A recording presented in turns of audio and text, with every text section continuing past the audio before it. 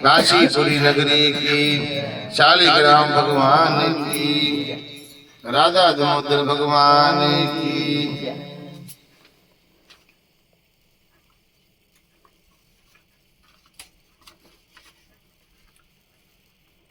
बोल कार्तिक महात्म की, तुलसा महारानी की। 16वां अध्याय।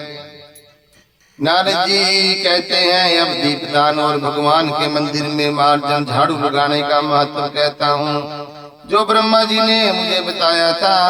पहले चंद्रवंश में जयध्वज नाम का एक प्रभु भक्त राजा था। राजा स्वयं मंदिर में जाकर झाड़ू करता, दीप जलाता। एक समय विहित होत्र नाम वाला राजपुरोहित स्वयं राजा को यह काम करते देखकर विषय में से पूछने लगा कि हे राजन, भगवान को प्रसन्न करने के और भी अनेक भक्ति के कार्य हैं, परंतु आपकी श्रद्धा मंदिर में झाड़ू तथा दीप जलाने में इतनी अधिक क्यों है? कृपा करके इसका कारण कहिए। तब राजा हाथ जोड़कर बड़े नम्र भाव से कहने लगा, महाराज, इस संबंध में मेरे पूर्व जन्म का एक अत्यंत विस्मयकारी इतिहास है, जो भगवान की कृपा से मुझे इस जन्म में भी स्मरण है। सतयुग में सरोचिष मनु के अंतर में वेद तथा वेदांगों के जानने वाला एक ब्राह्मण था, जो महान विद्वान होते हुए भी खोटे कर्म करता। इन खोटे कर्मों के कारण उसके सभी बंधुओं ने उसका परित्याग कर दिया। एक दिन वह भूख और प्यास से अति दुखित होकर घूमता फिरता नर्मदा की नदी के तट पर आ पहुंचा। वहीं पर उसने अपने प्राण त्याग दिए। उसकी पत्नी भी व्यभिचारिणी थी, अतः उसके बंधुओं ने उसे भी घर से निकाल दिया। उसके घर में दंड केतु नाम का महापापी उत्पन्न हुआ। स्त्री तथा पैसे के अभाव में मैंने गो पशु तथा अनेक पशुओं को मारा। एक रात्रि को किसी दूसरे की स्त्री से भोग करने की इच्छा से सुने मंदिर में गया। वहां पर जाकर कपड़े से स्थान साफ किया, फिर दीप जलाया। इतने में उस शून्य मंदिर में दीप जलता हुआ देखकर गांव के रक्षक वहां पर आ गए और उन्होंने मुझे चोर अथवा डाकू समझकर लाठियों से मार डाला। देह से प्राण निकलते ही भगवान के दूत वहां पर आ गए और मुझे सुंदर विमान में बिठाकर वैकुंठ को ले गए। कार्तिक के महीने में भगवान के मंदिर में दीप जलाने तथा झाड़ू देने से मुझे इतना फल मिला कि कई कल्पों तक स्वर्ग में सुख भोग कर फिर चंद्रवंश में मैंने जन्म लिया है।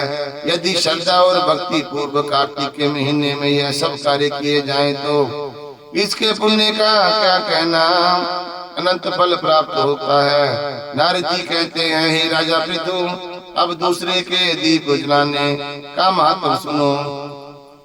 मनु के वंश में रैवत नाम का राजा भद्रबुद्धि नाम का पुत्र था। फिर उसके यहाँ पर महाप्रकर्मी सुदर्शन नाम का पुत्र उत्पन्न हुआ। भद्रबुद्धि की राजधानी नर्मदा नदी के तट पर तट के समीप महेंद्र पर्वत पर थी। एक समय सुदर्शन वन में शिकार खेलने के लिए गया। अपने साथियों के साथ घूमते फिरते समय उसने नदी के उस पार एक सुंदर कन्या को देखा। तब अपने साथियों को वहीं पर छोड़कर घोड़े पर सवार होकर सुदर्शन तत्काल नदी के उस पार पहुंचा। वहां उस रूपवती कन्या को देखकर वह उस पर मोहित हो गया। कन्या भी शोभा युक्त उस बलशाली वीर पुरुष को देखकर लज्जा गई। सुदर्शन के पूछने पर उस कन्या ने बताया कि वह घोड़ राजा की पुत्री है और उसका नाम मदालसा है। अपनी सखियों के साथ क्रीड़ा करने के लिए यहाँ पर आई है। तत्पश्चात उसने उन दोनों ने गंधर्व रीति से वहीं पर अपना विवाह कर लिया। कुछ समय तक नर्मदा नदी के तट पर विहार करके उन्हें अपने अपने घर आकर आनंद पूर्वक रहने लगे। कुछ समय बाद राजा मंत्रबुद्धि अपने पुत्र सुदर्शन को राज्य सौंपकर वन में चला गया। तत्पश्चात सुदर्शन बड़ी राजनीति से राजकाज चलाने लगा। रानी मदालसा सदा अपने पति को विष्णु भगवान की पूजा कर उपदेश करती रहती। इस प्रकार दोनों ही भगवान के बड़े भक्त थे। उन्होंने भगवान का स्मरण स्वर्ण मंदिर बनवाया। दोनों ही उसमें भगवान का पूजन और दीपदान किया करते थे। एक समय रानी मंदिर में दीप जला रही थी कि उसी समय राजा ने उसको बुलवाया, परंतु दीपक जलाकर आने में कुछ देरी हो गई। तब सुदर्शन ने क्रोध में आकर रानी से कहा, तुम तो कहा करती थी कि पति पत्नी का देवता है, फिर इस दीपदान में इतनी देरी लगाकर तुमने मेरा नादर क्यों किया? यदि देरी में आने का कोई गुप्त कारण है वो भी बतला दो। सती साध्वी मदालसा बड़े मीठे वचनों से बोली, महाराज मैंने दीपदान का महात्म आपसे कहती हूँ। मदालसा कहने लगी, अब मेरा चरित्र सुनिए। पिछले जन्म में मैं अन्न कर्ण ग्रहण करने वाली चुईया थी। एक दिन गोदावरी तट भगवान के मंदिर में